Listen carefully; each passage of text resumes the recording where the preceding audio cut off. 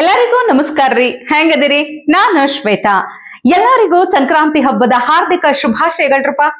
ಜಗತ್ನ್ಯಾಗ ನಡೆದಿರುವಂತಹ ಸುದ್ದಿನ ನಮ್ಮ ಉತ್ತರ ಕರ್ನಾಟಕ ಭಾಷೆದಾಗ ಹೇಳಲಿಕ್ ಬಂದೀನಿ.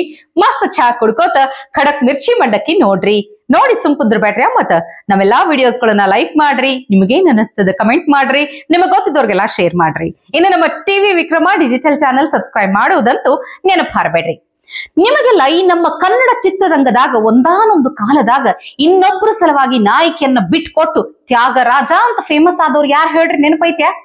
ರಮೇಶ್ ಅರವಿಂದ್ ಅವರು. ಹೌದು, ಅದಾದ್ಮೇಲೆ ಒಂದಿಷ್ಟು ವರ್ಷಗಳಾದ್ಮೇಲೆ ಬಿಟ್ಕೊಟ್ಬಿಟ್ಟೆ ಕಣ್ರಿ, ಬಿಟ್ಕೊಟ್ಬಿಟ್ಟೆ. ಈ ಟೈಮ್ ಅನ್ನೋದು ಪಕ್ಕಾ 420 ಅಂತ ಹೇಳಿ ಪ್ರೀತಿ ಮಧುರ ತ್ಯಾಗ ಅಮರ ಅಂತ ಹೇಳಿ ಗೋಲ್ಡನ್ ಸ್ಟಾರ್ ಗಣೇಶ್ನು ತ್ಯಾಗರಾಜರಾಗಿ ಅಷ್ಟ ಫೇಮಸ್ ಆಗ್ಬಿಟ್ರು. ಈಗ ಯಾಕಪ್ಪ ಈ ತ್ಯಾಗರಾಜರ ಮಾತು ಅಂತ ಕೇಳಲಿಕತ್ತೀರಿ ನೀವ ರೀ? ನಮ್ಮ ರಾಜಕೀಯದಾಗು ಅದೇ ತರ ಒಬ್ಬ ತ್ಯಾಗರಾಜ ಅದಾರ್ರಿ. ಇವ್ರು ಯಾವ ಗೋಲ್ಡನ್ ಸ್ಟಾರ್ಗೂ ಏನ್ ಕಡಿಮೆ ಇಲ್ಲ. ಏನ ತ್ಯಾಗ ಬಲಿದಾನ ಹೋರಾಟದ ಬಗ್ಗೆ ಬಹಳ ಸೀರಿಯಸ್ ಆಗಿ ಮಾತಾಡ್ಯಾರ. ಕೇಳ್ರಿ ಒಂದ್ಸಲ ಅವ್ರ ಮಾತನ್ನ. ನಮ್ಮಲ್ಲೂ ಕೂಡ ಸೋನಿಯಾ ಗಾಂಧಿ ಅವರು ತ್ಯಾಗ ಮಾಡಿದ್ದಾರೆ, ರಾಹುಲ್ ಗಾಂಧಿ ಅವರು ತ್ಯಾಗ ಮಾಡಿದ್ದಾರೆ. ನಾವು ಕೂಡ ಅದೇ ದಾರಿನಲ್ಲಿ ನಡೀತಕ್ಕಂಥ ಪ್ರಾಮಾಣಿಕ ಪ್ರಯತ್ನವನ್ನು ಮಾಡಬೇಕು. ಯಾಕಂದ್ರೆ ಕಾಂಗ್ರೆಸ್ ಪಕ್ಷ ಮಾತ್ರ ಸಮಾಜದಲ್ಲಿ ಪರಿವರ್ತನೆಯನ್ನು ಬಯಸ್ತಕ್ಕಂಥದ್ದು.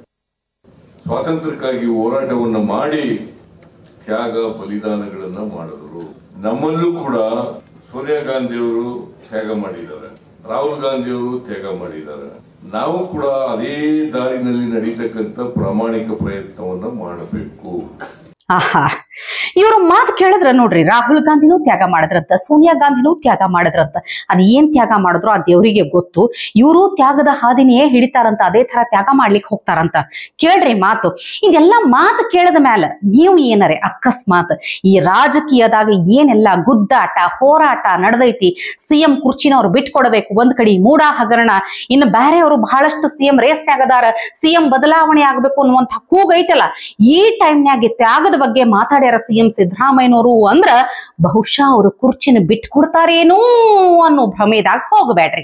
ಯಾಕಂದ್ರ ಅವರು ತಮ್ಮ ಅಧಿಕಾರದ ಕುರ್ಚಿಯನ್ನು ಬಿಟ್ಕೊಡುವಂತ ಮಾತೇ ಇಲ್ಲ.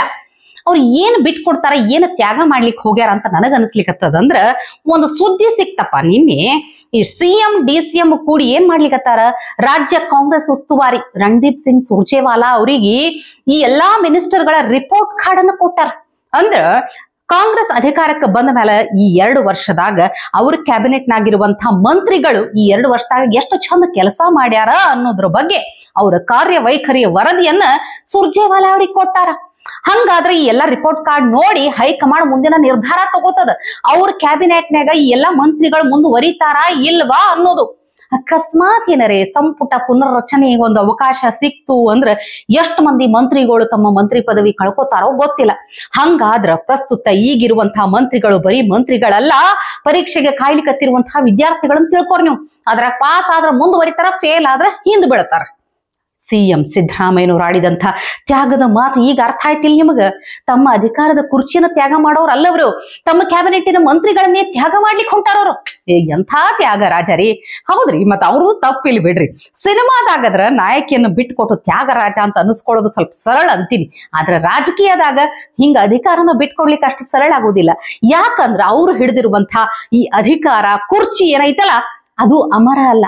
ಹಿಂಗಾಗಿ ತ್ಯಾಗ ಅವರಿಗೆ ಮಧುರ ಅಂತ ಅನ್ಸೋದಿಲ್ಲ. ಏನ್ ಮಾಡ್ತೀರಿ ಹೇಳ್ರಿ?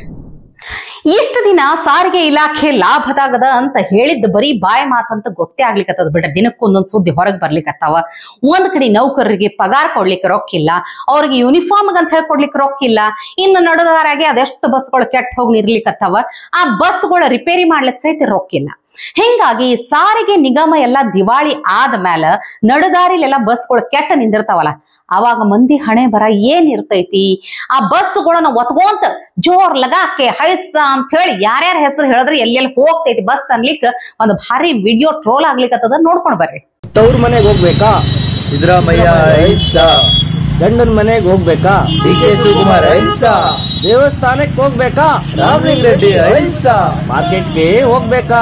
ಲಕ್ಷ್ಮೀ ಹೆಬ್ಬಾಳ್ಕರ್ ಐಸ. ಊರು ಸುತ್ತಾಡಕ್ ಹೋಗ್ಬೇಕಾ? ಪ್ರಿಯಾಂಕ್ ಖರ್ಗೆ ಐಸ. ತವ್ರ ಮನೆಗೆ ಹೋಗ್ಬೇಕಾ? ಸಿದ್ದರಾಮಯ್ಯ ಐಸ. ಗಂಡನ ಮನೆಗೆ ಹೋಗ್ಬೇಕಾ? ಡಿ.ಕೆ. ಶಿವಕುಮಾರ್ ಐಸ. ದೇವಸ್ಥಾನಕ್ಕೆ ಹೋಗ್ಬೇಕಾ? ರಾಮಲಿಂಗ ರೆಡ್ಡಿ ಐಸಾ. ಮಾರ್ಕೆಟ್ಗೆ ಹೋಗ್ಬೇಕಾ? ಲಕ್ಷ್ಮೀ ಹೆಬ್ಬಾಳ್ಕರ್ ಐಸಾ. ಊರು ಸುತ್ತಾಡಕ್ ಹೋಗ್ಬೇಕಾ? ಪ್ರಿಯಾಂಕ್ ಖರ್ಗೆ ಐಸಾ. ಏನ್ ಮಾಡ್ತೀರಿ ಹೇಳ್ರಪ್ಪ, ನಮ್ಮ ರಾಜ್ಯದ ಮಂದಿದ ಹಣೆ ಬರ ಹಿಂಗಾದ್ರೆ ಏನ್ ಮಾಡ್ಬೇಕು. ಇನ್ನು ಇಲ್ಲೊಂದು ಬಹಳ ಕೆಟ್ಟ ಅನಿಸ್ತಪ್ಪ ನಂಗೆ ಈ ವಿಡಿಯೋ ನೋಡಿ. ಈ ಸಿನಿಮಾ ಸೀರಿಯಲ್ನಾಗ ಅಷ್ಟೇ ಅವಾಗ ತಾನೇ ಹುಟ್ಟಿದಂತ ಹಸುಗೂಸುಗಳನ್ನ ಕಸದ ತೊಟ್ಟಿನ್ಯಾಗೋ ನಡುದಾರ್ಯಾಗೋ ಬಿಟ್ಟು ಹೋಗುದನ್ನು ತೋರಿಸ್ತಾರ ನೋಡ್ರಿ. ಅದಾಗೆಲ್ಲ ನಾ ಅನ್ಕೋತಿದ್ದೆ ಈ ಸಿನಿಮಾ ಸೀರಿಯಲ್ನಾಗ ಅಷ್ಟೇ ಇಂಥವೆಲ್ಲ ಸಾಧ್ಯ ಐತಿ, ಒಂದ್ ಸ್ವಲ್ಪ ಸಿನಿಮಾ ಸೀರಿಯಲ್ ಅಂತ ಹೇಳಿ ಹೆಚ್ಚಿಗೆ ಉತ್ಪ್ರೇಕ್ಷೆ ಮಾಡಿ ಅತಿರೇಕವಾಗಿ ತೋರಿಸ್ತಾರ ಅಂತ ತಿಳ್ಕೊಂಡಿದ್ದೆ. ಆದ್ರೆ ಇಲ್ಲಿ ನಿಜ ಜೀವನದಾಗ ಅವಾಗ ತಾನೇ ಹುಟ್ಟಿದ ಕೂಸಿಗಿ ಒಂದು ಚೀಲ್ದಾಗ ಹಾಕಿ ಹೆಂಗ ಒಗದ್ ಹೋಗ್ಯಾರ ನೋಡ್ರಿ.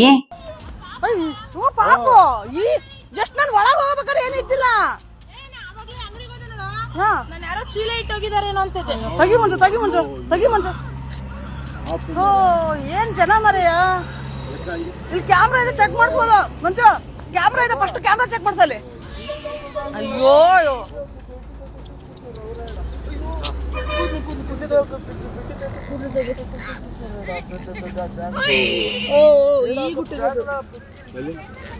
ಏನೋ ಗೊತ್ತಿಲ್ಲ, ತೆಗಿ ನೋಡು. ಗಾಡಿ ತೆಗಿಸಿದೀನಿ, ಅವಾಗೇನಿಲ್ಲ ಮಂಜಲ್. ಕ್ಯಾಮ್ರಾ ಇದೆ, ಫಸ್ಟ್ ಕ್ಯಾಮ್ರಾ ಚೆಕ್ ಮಾಡ್ತೀರಿ. ಎಷ್ಟು ಒಳ್ಳೆ ಮಗು ತಂದಿಲ್ಲ, ಗಂಡು ಮಗು. ಎಲ್ಲಿ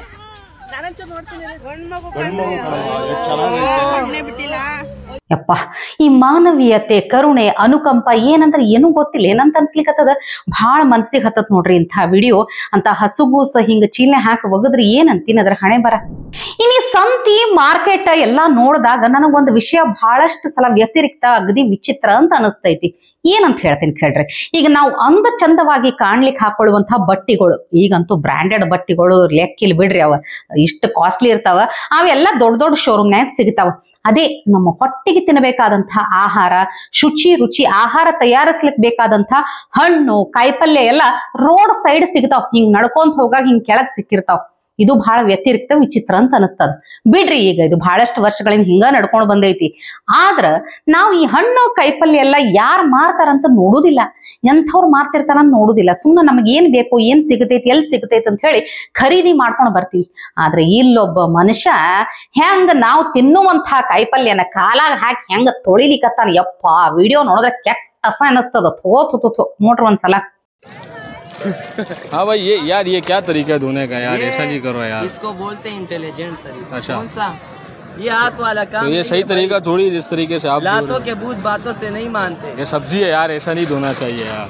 इसका तरीका ही यही है भाई। मंडी में जाओ, लोग ऐसे इस पे गुलांटी मारते हैं, बड़े बड़े टाप होते इसके ऊपर। अच्छा, तो फिर आप तो यहाँ थोड़ा हाथ इस्तेमाल करो। हाथ पे धुलता नहीं है ना, मिट्टी नहीं हटते भाई। ನೋಡ್ರಿ, ಹಿಂಗಾದ್ರೆ ಏನ್ ಮಾಡ್ಬೇಕು ಹೇಳ್ರಿ. ಯಾರನ್ನ ನಂಬಬೇಕು? ಇಂಥವ್ರು ಇದ್ರಂದ್ರ ಮಾರ್ಲಿಕ್ ನಿಂತಿದ್ರು ಅಂದ್ರ ದಯವಿಟ್ಟು ಖರೀದಿ ಮಾಡ್ಬೇಡ್ರಿ ಅಂತ ಹೇಳ್ತೀನಿ. ಏನ್ ಮಾಡ್ಲಿಕ್ಕೆ ಆಗ್ತದ ಹೇಳ್ರಿ? ಇಂಟೆಲಿಜೆಂಟ್ ಸ್ಟೈಲ್ ಅಂತದು. ಹಿಂಗ ತೊಳೆಯೋದಂತ ತಿನ್ನು ಕಾಯಿಪಲ್ಯನ ಹೆಂಗಿರ್ಬೇಕು. ಇವತ್ತು ಮಕರ ಸಂಕ್ರಾಂತಿ ಹಬ್ಬ. ಎಲ್ಲಾ ಕಡೆ ಬಹಳ ಸಂಭ್ರಮದಿಂದ ಸಂಕ್ರಮಣ ಹಬ್ಬನ ಆಚರಿಸ್ಲಿಕ್ಕತ್ತಾರ.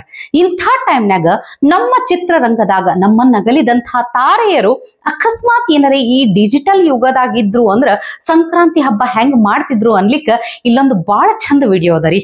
ನೋಡಿದ್ರ ಅಗದಿ ಹೆಗ್ಗಾಗ್ತದ, ನೋಡ್ಬರ್ರಿ.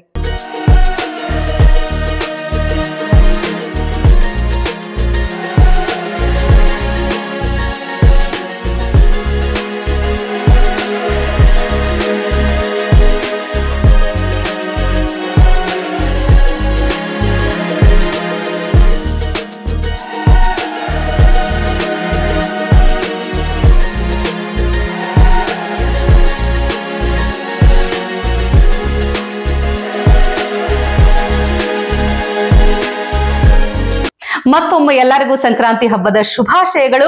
ಎಳ್ಳು ಬೆಲ್ಲ ತಿಂದು ಒಳ್ಳೆ ಮಾತಾಡೋಣ ಅಂತ ಹೇಳ್ತಾ ಇವತ್ತಿನ ಕಾರ್ಯಕ್ರಮ ಮುಗಿಸ್ಲಿಕ್ಕತ್ತೀನಿ.